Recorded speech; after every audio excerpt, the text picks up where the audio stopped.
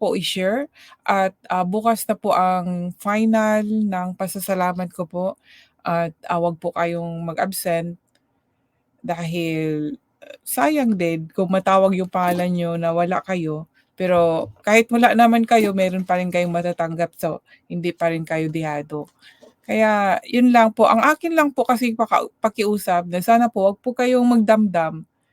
Actually, kaya naisip ko kasi, ang pasalamat ko po dahil nandiyan po kayo, yung sa oras po ng aking pag-live na nakakarinig po kayo sa binabasa ko po, lalo na po yung binabasa ko po talaga na mula po sa Bible 'no, na naririnig ninyo at naunawaan ninyo, puwede niyong i-share or kahit hindi niyo kung nahihiya kayo, puwede niyong i-keep sa sarili niyo na may nalalaman po kayo. Ay kung ngayon, yung share ko rin po kung nagustuhan niyo yung share, then thank you. Kung hindi, puwede din naman kayong mag-correct kung may mali sa mga sinasabi ko, tatanggapin ko kung mali, okey lang yun. Pero ang sabi ko nga mag-sharing po tayo, wala po ditong ano, hindi naman po ako nagpe-preach, sa akin lang binabahagi ko yung shine-share ko.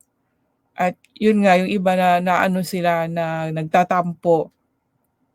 Ngayon, naano ko kasi na ang papasalamat ko yan po, hindi po yung sabi ko, "Tama ba yung ginawa ko?" Na yun nga, I'm happy kasi shine-share niyo, siyempre nakikita ng mga kaibigan niyo na shine-share niyo na yung videos ko, pero parang may mali dun, Shine-share niyo, baka naman hindi niyo napakinggan, kung tatanungin hindi kayo makasagot. Kasi kung nakikinig kayo, mayroon kayong naunawaan kahit paano, 'di ba? Yung sa mga binabasa ko na mga verses. Para kasing ano, yung bang 'pag nagla-live ako, yun nga nagta-thumbs up kayo, tapos, nagko-comment, tapos iiwanan niyo ako. Kaya nga ako nagpapasalamat sa inyo, dahil nandiyan kayo masaya. Natutuwa ako sa inyo dahil nandiyan kayo, nag-join kayo sa akin. Tapos ngayon, wala kayong natutunan, parang nakakalungkot. Nakakalungkot talaga kasi sabi ko, natutuwa ba si Lord ng ganito? Yung ishi-share lang yung video. Sabi ko, hindi ko yung kailangan, Kasi ang kailangan ko yung mismo kayo ang nakakarinig, nakakaunawa. So kung meron na kayong naunawaan, kayo na rin mismo ang magse-share sa salita ng Diyos. Yun po yung ano ko, yung parang yun ang pinaano sa'kin ng Panginoon. Kasi hindi ako natutuwa talaga, sabi ko, "Lord, bakit parang hindi ako natutuwa?" Yun nga shine-share pero oo, masaya na napagpasalamat talaga, appreciate, pero parang may kulang, parang hindi yun, hindi yun ang puwente. Sabi ko, parang siyempre God give us the ano, 'di ba, wisdom, 'di ba? Tapos naano ko na, ay oo nga pala 'no, dapat pala sila mismo ang makakaunawa, makakarinig sa salita ng Diyos kasi 'di ba, faith come from hearing. Ngayon kung magbabasa ako sa salita ng Diyos at hindi kayo nakikinig, papaano kayo magkakaroon talaga ng totoong faith? Ngayon, kung ishi-share niyo lang, hindi niyo naman naririnig yung ano, shine-share niyo, eh, sino man kayo, hindi ko naman ano 'no, alam kung papasalamat ako kung narinig niyo yung, mga isini-share ko. So, alam niyo po ba ang salita ng Diyos 'pag totoong narinig niyo at, naunawaan niyo, matutuwa po kayo kasi si Lord po ang magbibigay ng joy, Joy po 'yan mga kaibigan. Kaya nga alam niyo po itong pagse-share ko, I'm very happy na shine-share ko ang salita ng Diyos at nalulungkot din ako kasi minsan nagbabasa ako, naki-carried ako, naramdaman ko yung binabasa ko, Kaya ano, parang napapaluha talaga ako, naiyak ako na parang nandoon yung si Lord ba nagsasalita ba na gano'n yung damdamin niya, kaya naiiyak po talaga ako, yung mga ano ni King David, yung mga dasal niya. Nafi-feel ko, naki-carried away ako.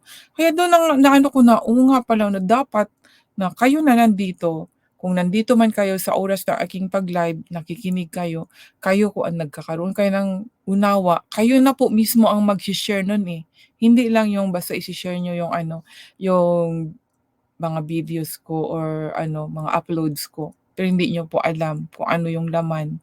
Dapat sa inyo po nagsimula yon.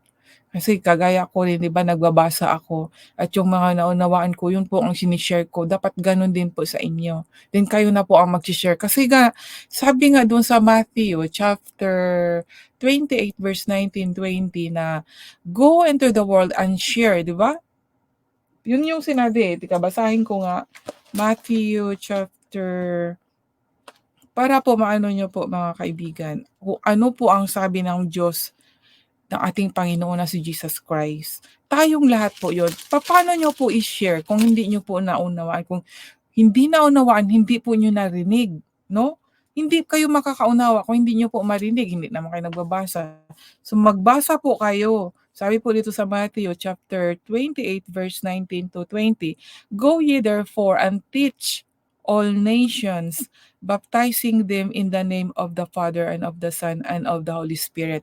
So kung wala pa tayong authority na mag-baptize, kahit man lang mag-reading, mag-share sa word ni God, o mayroon tayong binigyan tayo ng authority niyan to share the word, 'no? To share the gospel. Teaching them to observe all things whatsoever I have commanded you. And lo, I am with you always, even unto the end of the world. Ito, amen, no? Ito po yung sinabi. Kaya kung hindi niyo po nabasa, narinig, tapos ise-share niyo lang po, wala pong kabuluhan yun. Kaya yun po, doon po ako na ano, parang hindi ako natutuwa. Kaya ko rin po, ko rin po ang sarili ko. I really ask God to forgive me kasi sabi ko, "Lord, sorry talaga Lord, akala ko yun na yun, na ise-share nila ay maano na ng mga tao yung, sine-share ko." Hindi pala. Dapat pala nagsimula sa atin. Sa akin kung nandiyan kayo, nakikinig kayo, yun pala doon. Kayo na mismo din ang magse-share sa salita niya. Yun pala yun. Ito po yun mga kaibigan. Ang sa atin po 'tong lahat, wala pong sinabi dito na yung pastor lang o yung pari lang magse-share, may authority na mag-share sa salita niya. Ito po para po sa lahat.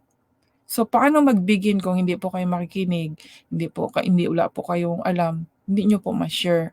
Sa inyo po mag-begin. Kaya yun po, wag po kayong magalit sa'kin. Kung nagalit po kayo, bahala na si Lord sa inyo. Basta bahala po kayo. Kumbaga ba ma baka magaya kay Saul na nagalit kayo ang pumasok sa ano, sa kanya kay Saul ay yung masamang espiritu kaya nagalit siya kay David. Tapos ngayon nagagalit kayo sa akin kaya suriin niyo yun, examine yourself. Ako po nagsasalita po ako talagang minsan masakit. Pero merong point yung sinasabi ko po hindi ako galit sa inyo kasi ayoko po magdamdam, ayoko po magkimkim ng galit. Nagsasabi ako on that spot sa galit ko pero may reason yon. Pero hindi po ako galit forever or pinapaabot ko ng magdamag kasi bawal po yon. Magalit po tayo, pinahintulutan po tayong magalit pero 'wag po yung dahilan ng ating galit na magkasala tayo. Ano po yon, yung galit na kinikimkim natin hanggang sa pagtulog, hanggang sa lumubog yung araw, yun po yung kasalanan. Or nambubugbog ka, nagmumura ka, inaano mo yung tao, yun po yung kasalanan. 'No? Basta yun po ang pakiusap ko na I'm very thankful kung nandito po kayo at may nalalaman po kayo. Pero ang ano ko po wala po akong inaano na I'm good for sharing the word of God. We can be good if we read, we hear, yan po yung mga una diyan. Huwag po tayong magsabi na boring, hindi ako nakakaunawa, hindi po yun. Hindi lang po tayo humingi, ng wisdom at hindi po tayo nagkaroon ng kaalaman dahil hindi naman nagbabasa. Iba ang binabasa, mga comics, mga love pocket books, 'di ba? Gano'n kasi ako dati, eh. Pero 'pag magbasa po kayo, dahan-dahan po 'yan, maggo-grow, you feel the love of God, sa totoo lang po. I'm very happy sa sarili ko po 'no, na I'm so grateful talaga kay Lord. Sabi ko, "Lord, thank you dahil dito nakilala kita." Masasabi ko talaga nakilala ko ang Diyos dahil dito sa mga salita niya, eh. Kaya nga 'di ba, kung naano niyo nung nag-relive ako ng mga ano ko, old ko kasi mga 2022 po ito. Taba First time ko lang talaga narinig, ay ganito pala yung ano ko tapos talagang nafi-feel ko yung mga binasa ko ba na naiyak po ako, sa totoo lang. Yun po yung start din kahit hindi pa ako hindi pa talaga ako palagi nagbabasa. Yun po nag-start na kung bakit humingi po ako ng tawad kay Jesus Christ dahil nung nagbasa na ako sa kaniyang sa scripture niya na yung paano siya pinako sa cross, na umiyak po ako, eh. Nandoon na ano po yung love niya, na naramdaman ko yung love niya at saka yung na pagpatawad niya na kahit sa dami pala ng kasalanan ko paulit-ulit, nandiyan lang pala siya. Kaya hanggang ngayon yung ano yung karanasan ko na yun, sabi ko, "Lord, yung karanasan ko na yun kung paano mo ako, tinawag, hinding-hindi ko kakalimutan. At itong pagsasalita ko sa'yo, itong mga salita mo ay hindi po enough para po mabayaran yung ginawa niya sa buhay ko. At sa totoo lang, kahit sa trabaho ko, I'm very, very grateful. Yung binigay sa'king trabaho kagabi, mabigat po yun, pero si Lord lang talaga, "Lord, ikaw talaga ang lakas ko." And I'm happy kasi hindi po ako nakaranas ba nung napagod.